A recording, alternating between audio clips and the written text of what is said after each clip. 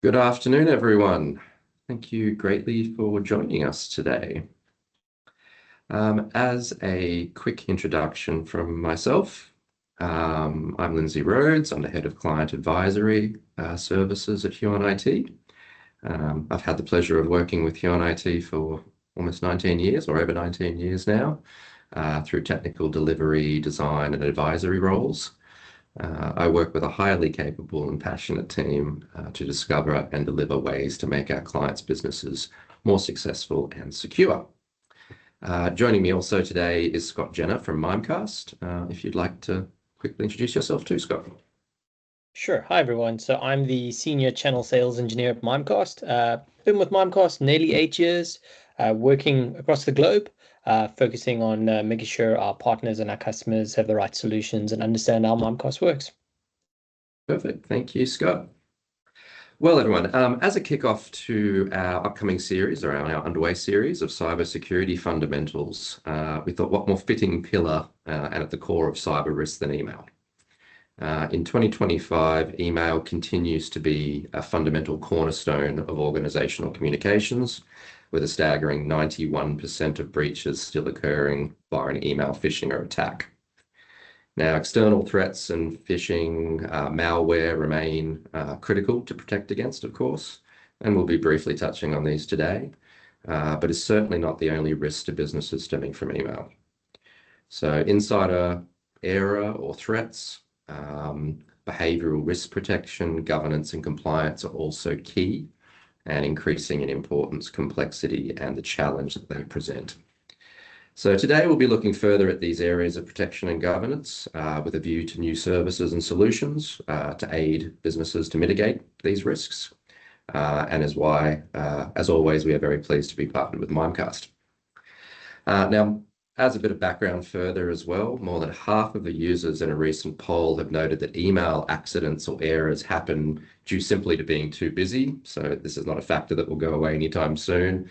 And conversely, in 2025, priorities of investment in email security have seen the core threat protection remain at 50%, while human error prevention and data leak now actually represent 39% of investments. So it is a very telling statistic. Overall, another interesting fact was that I think it was a startling 67% of IT leaders that were polled stated that email doesn't get the security attention that it deserves. And hence, again, today is why we strongly felt it crucial to bring further awareness to these solutions that are available to support your business. So I would like now to hand over to Scott to take us through some of the focus areas to which Mimecast Solutions can provide some valuable insights and protections. So thank you very much, Scott. Perfect. Thanks, Lindsay. So I guess a really quick introduction into who Mimecast is. I think a lot of you already know, but for those who don't, we've been around from about 2003. It was actually started by two South Africans. From there, we've obviously become now a global organization. We've got offices in 13 offices across the globe, over 42,000 customers, with 2,000 employees worldwide within Mimecast.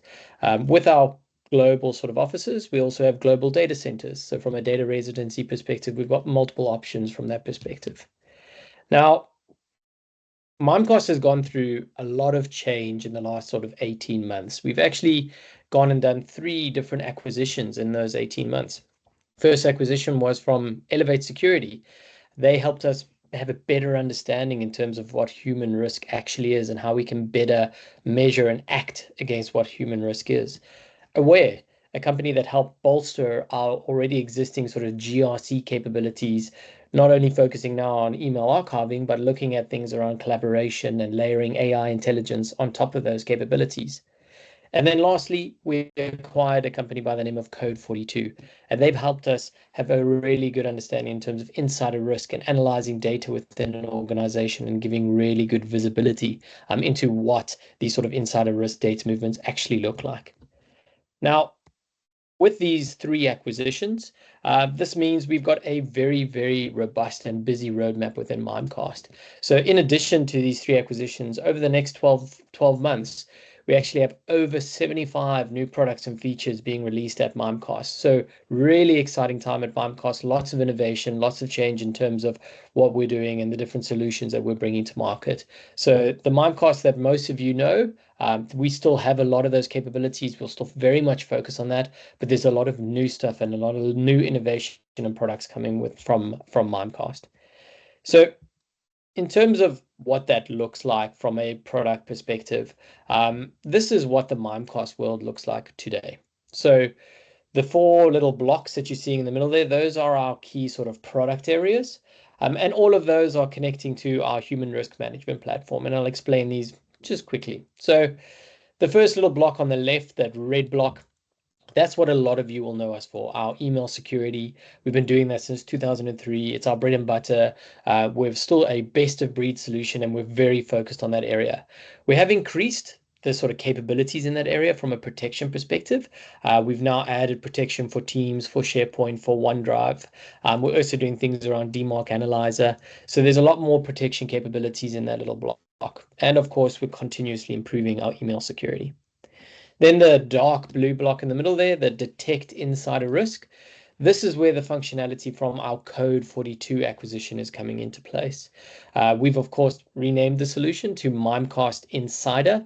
And this solution is basically allowing us to analyze how data is moving within your organization by analyzing where's the data originating from, where's the data going to, what is the context of the person moving the data, and what is the context of the data. And by understanding that and the built-in behavioral analysis in the back end, we're able to give customers full visibility into how data is moving in their organization and whether these are low or high risk data movements without the need for data classifications and the creation of long, lengthy policies. So it's quite an innovative solution in the way that it works, and it gives customers visibility into their data. Then from a compliance perspective, this is an area that Mimecast has been in for many years. We've had our email archiving solution from basically day one. Now we've simply enhanced those capabilities through the acquisition of Aware. So not only are we able to do these sort of data governance and compliance for email, but we're also now able to do it for all these different collaboration tools. So things like Slack, Teams. Now, not just having the ability to do things like search and discover, cloud archiving, that sort of thing. The Aware acquisitions also allowed us to have a lot more AI capabilities on top of these data governance and compliance sort of requirements. So the ability to now look at these different data areas and actually communicate with it like an AI tool, where you asking for certain data between certain people on certain topics. What is the subject? What is the sentiment? What is the overall characteristics of that communication? So really nice capabilities in terms of simplifying compliance. Then on the far right, now you're talking around empowering users. Now, this is more the traditional awareness training, phishing campaigns, security nudges. So these are point-in-time nudges as and when someone does something. So rather than having just the traditional training where someone will send a monthly video or a monthly phishing campaign, we're actually able to nudge a user via email, Teams, or Slack as and when they do something incorrect, or maybe they click on a phishing link or whatever it might be. We can give them training as and when they do that. Now, all of those solutions are going to be tying into our human risk management platform, which will allow us to give our customers a better understanding of who the risky users are in their organization. So having a look at, are they being attacked from an email perspective? Are they moving data in sensitive ways? What are they doing from a training perspective? And that platform can also connect to other solutions like Microsoft, like CrowdStrike, like Sentinel, like Okta, to be able to give full visibility into who the risky users are in your organization, so you can take the appropriate actions from there. So that's just a very quick overview in terms of what the Mimecast product set looks like today. I'm sure you all agree there's been a lot of change and a lot of really cool products coming out. And of course, you can speak to Lindsay and we can do a deeper dive into any of these solutions that interest you. But for today, I'm mostly going to be focusing on that little red block and talking about some of the innovations and updates from an email security perspective. So this slide gives a really nice overview in terms of what Mimecast's email security capabilities look like. Now, because we've been doing this since 2003, we have a very layered approach to email security. So we have multiple layers that we're constantly updating and constantly improving. But what this means is that our customers are constantly receiving the advantages of having this multiple layered approach to email security. Now, there are a lot of sort of new players that are coming to the market starting to do email security, and a lot of them are purely focused on sort of AI capabilities. And although those AI capabilities are great, and Mimecast has those AI capabilities, it's also important to still have the layered, more traditional approaches within your security stack. So as an example, some of the key security sort of areas within Mimecast, of course, we'll do the antivirus, the anti-spam, that sort of stuff. But we also have really advanced attachment inspection, URL inspection, and business and email compromise inspection. So as an example, when I'm talking about security layers, our attachment inspection has a static file analysis layer, which is an AI-based layer, which actually analyzes the different codes that's sitting in specific documents to have a better understanding of, is this a traditional piece of code to be in this type of document? And if not, it would block that document. It also has the traditional sandboxing capabilities, where it can obviously throw the attachment in a sandbox, open it up, see if anything detonates. Whereas if you're looking at our URL inspection, also once again, multiple layers within this inspection layer. We do pre-click inspection and post-click inspection. Whereas with the post-click inspection, we actually go to the destination site and we'll analyze that site, looking for things like cross-site scripting, SQL injection, keyloggers. We also look for any automatic redirects on that page to see, is that URL directing the user to another destination where that's where the malicious code is sitting. We're also looking at multi-stage phishing attacks within that URL inspection. What we're seeing a big increase in is where users are clicking on a link and that link goes to a, a SharePoint site or a OneDrive or a Dropbox, these sites that are traditionally seen as safe because they have a good reputation as because they're Microsoft or they're Dropbox. And what we will actually do is follow the users into those environments and actually see if anything detonates in Dropbox, in SharePoint, in OneDrive, and give further protection. So as you can hear, multiple layers of protection, multiple detection methods within the different layers within Mimecast. I'm sure some of you would have heard we've also added the ability to do QR code analysis, capture code analysis. So anytime there's a capture code or QR code in an email, in the body, in the attachment, Mimecast is actually able to extract the URL from those QR codes and from those capture codes and analyze anything malicious happening in those areas. And then, of course, from a impersonation protection, social engineering, BEC kind of side of things, there's multiple layers from that perspective within Mimecast as well. And I'll actually take you through one of our new enhancements within that area in the next slides. But one key thing I wanted to show you with this slide is that there are multiple layers within Mimecast that are going to be protecting you against those malicious emails. Some of them are very advanced new AI layers. Some of them are more traditional signature-based layers. But the key thing here is that we're constantly adding new layers and constantly improving the layers that exist within Mimecast, focusing on AI, ML, and traditional-based technologies. Great. Now, one of the newer sort of email security pieces of functionality that Mimecast has built over the last, I think we released this about 6-7 months ago, is our advanced business email compromise. Now, the reason why we've had to develop this solution is mostly around cyber criminals actually being able to create far more sophisticated and far more sort of well-crafted social engineering attacks. And a lot of this has been brought around because of things like ChatGPT and Gemini, etc., where a cyber criminal can go to these solutions and create 100, 200 different variations of a specific socially engineered email, and they can send those into organizations. And the traditional method of looking for a keyword, that sort of stuff, is just not as efficient as it used to be. We're also seeing some of these AI tools actually able to go and analyze your target for you. So as an example, they could go and say, here's my target, Lindsay is my target, put that into the AI tool. It would then go skim the internet to see, who does Lindsay work for, what organization, who does he work with, what is his position in the organization, and create a social engineering attack directed at Lindsay on the fly and deliver it via AI tools. So because of these advancements, we've had to develop more advanced ways of analyzing these payloadless attacks. So the big thing with these emails is there's no malicious attachment. There's no malicious URL. It's purely an email with wording in it, trying to get something from the recipient, either information or get them to log into a system, whatever it might be. So The way our advanced business email compromise solution works is it's got two key areas to it. So the first area, when you turn on the solution, you actually leave it for a number of weeks in a learning mode. And what this is going to do is it's going to start building out an AI-based sort of social graph of the users in your organization. So what this means is, who do the people in my organization speak to? How often do they speak to them? Does anyone else in my organization speak to these users? So when an email comes into the organization, we can have a better understanding of the relationship and reputation strength of that email in terms of, has anyone spoken to them? Has this individual spoken to them? So once you've kept that on within the organization for a couple of weeks in learning mode, we then have a better understanding of the communication patterns of the users within your organization. Then what you'll do is you'll then turn the solution on to sort of active mode, into protect mode. Now, in addition to looking at that social graphing side of things, it's also now going to start analyzing the actual communication within the email. Now, this is something that we've been building for the last couple of years, where we've been building out our own sort of NLP capabilities, so our natural language processing.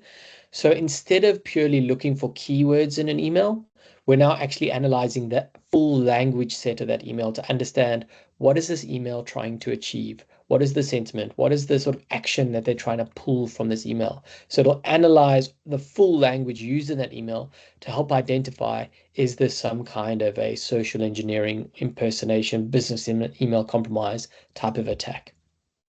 So what this actually looks like is, this is an example where an email would have come into an organization. That email would have been stopped by Mimecast or held by Mimecast. And then within the administration console, we will give you details in terms of why we have blocked this email, analyzing all the different areas of that email. So in this example over here, you'll actually see I've put little numbers next to all the areas that we're analyzing. But within the administration console, these little highlights that you're seeing, the green and the yellow, all of that will be in the admin console to give you context around why this is being held and why we're seeing this as unusual language and actions. So let's start at number one. So first thing we've done is we've looked at that email address to understand, has anyone ever spoken to this person? And you can see over here, we're immediately telling you that no one has ever spoken to this person. No one has ever replied to this email address. So that's the first red flag. Then number two, we've had a look at the domain, and we're now telling you this domain is actually similar to the name of someone inside of your organization. So maybe they're saying it's Lindsay, or they're saying it's myself, Scott, or whatever it might be. But because we have an integration into your AD, we know the name of everyone in your company. So we're flagging that this has got the same name as someone inside your organization. And then number 3 and 4, this is now looking at the language used within the email itself. So we're starting to flag things like gift cards, help with a task, that sort of thing. So if you have a look at the email, there's talk of Amazon gift vouchers. We're flagging that as a gift card request. Then it's asking for your help with a task. Same thing again, procure a $50 gift card, flagging that it's a gift card. Then we're also seeing that they're asking them to send the codes to Signal. Now, this is a reflection of a channel switch, which is often an indication of an attack where they're trying to get you to move from email to WhatsApp to Signal to whatever it might be, because it's generally a less secure platform. And then, of course, before the end of the day, that's flagging urgency. Now, you can very clearly see here that we've analyzed the full email to give you a better understanding of, is this a possible attack? Now, in the traditional way of doing this, if we just look for keywords, most of this would have been missed. I mean, the fact that this says before the end of the day, there are actually no high-risk words in that, but it's still conveying urgency. So by us looking at it, understanding the language and using AI capabilities to understand this, we're giving you a much better picture into what's actually happening from a threat perspective. Great.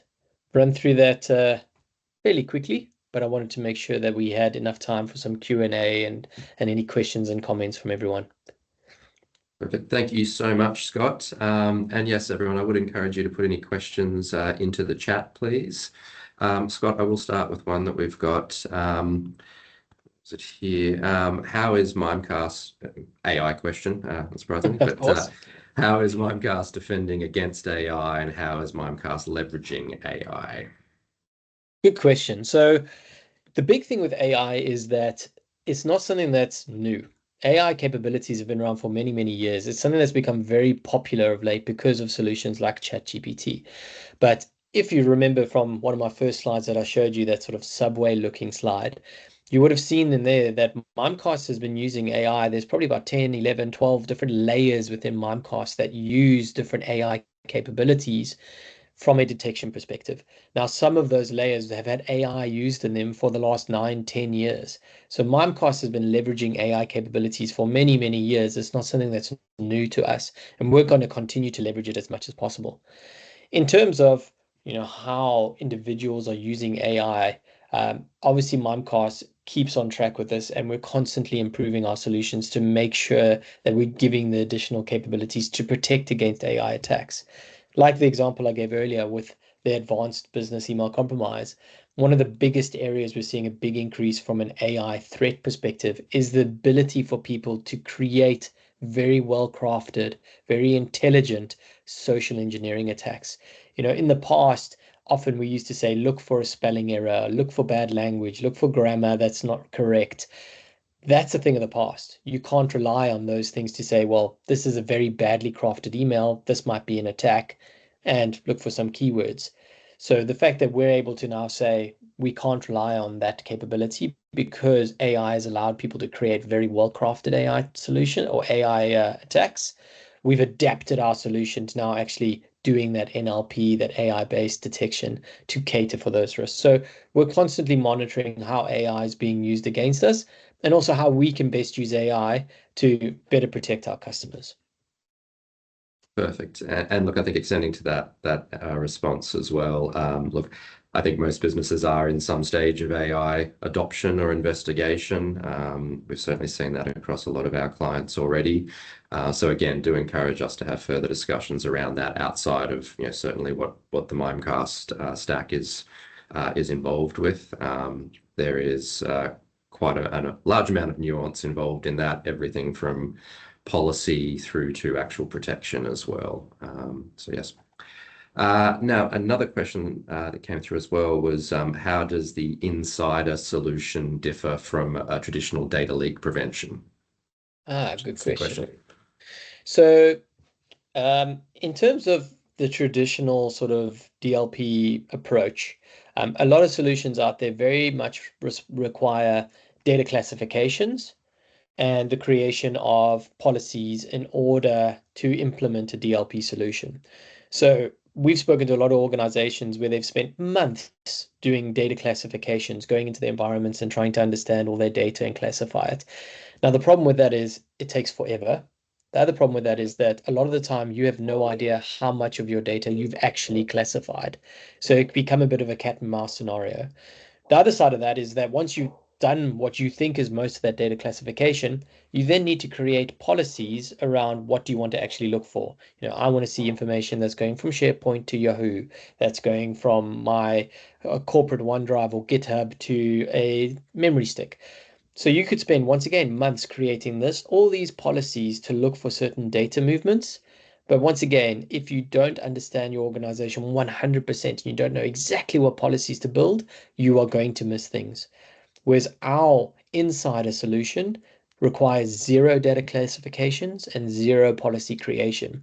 It has the built-in intelligence to actually understand what data movements are happening in your organization, give you full visibility into all the data movements, regardless of what policies have been set up, because it doesn't need policies. So giving you that full visibility, giving you an understanding of how data is moving, telling you which of these data movements are critical versus low risk, and then giving you the ability to take action off of it.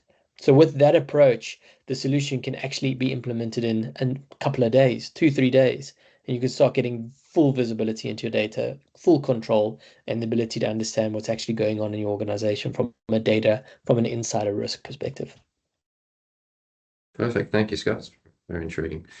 Another question that's come through as well is, how does or would Mimecast alert us if we've been sent an email that may be a threat? So it depends. I guess it depends on what you mean by maybe. So within Mimecast, like I said, we've got a number of layers that will obviously be analyzing that email. So it very much depends on what we're picking up as a possible threat in there. So if it's something where we've seen it's a known malicious malware, known malicious sort of phishing, known virus signature, that sort of stuff, those sort of emails we're just going to block. So they're just going to instantly get blocked because those are known malicious items that are coming into your organization, and we're very confident to block those. Now, of course, there are things that are questionable. So this could be a social engineering attack. This could be spam. This could be a phishing attack. And those sort of things, it can be configured within the admin console what kind of action you want to take. Do you want to hold this message at an admin level, at a moderator level? Do you want to warn the user? So depending on the type of threat that you're seeing, we do have very granular controls in terms of the type of actions that you want to take.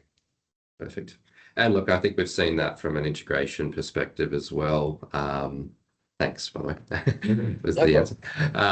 But yeah, we've seen that from an integration perspective as well, is that security can sometimes be seen as a burden. Again, if it's restricting too much, it might be inhibiting in a organization's eyes productivity. So it is something where, as you've just said, Scott, we've found that the platform offers a huge amount of customization. Again, out of the box, if you will, is a very secure place to start. But again, at an organizational level or at a user level, what rights or ability are given in that sort of more gray space area. So yes, again, happy to come back with some further information as well on that front, but good question. Well, I think that is the questions that have come through so far that I can see, unless I've missed any. I'll just have a quick look, but I think that was covering most of them there. So in the couple minutes that we have left, yeah, thank you again. I would like to say that, while today was really skimming the surface on some of these new threats and protections, we very much welcome those further discussions or questions. We'll happily reach out and see if there's some further information or assistance that we can bring around some of the information that you've received today. Also, please do watch this space for further updates. Our next Cyber Fundamentals webinar will be focusing on managed detection and response solutions as well, which is another key fundamental that we would suggest investigating if not already. But overall, on behalf of Huon IT and Mimecast, thank you again for your time, taking it out of your busy schedules. I know is always hard, but thank you again for attending today. Thank you so much.